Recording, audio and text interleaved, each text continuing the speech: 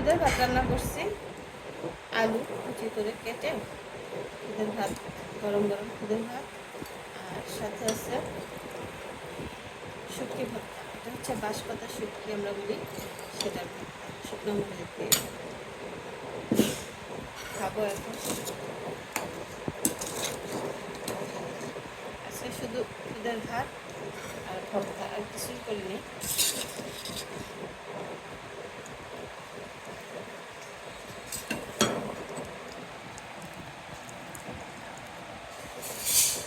স্বামীকে দেবো খাইতে, স্বামী আবার ঝাল কম খায় না।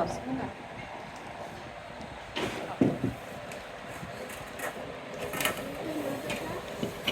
হ্যাঁ মজা, আগে না খাইই বলবে মজা।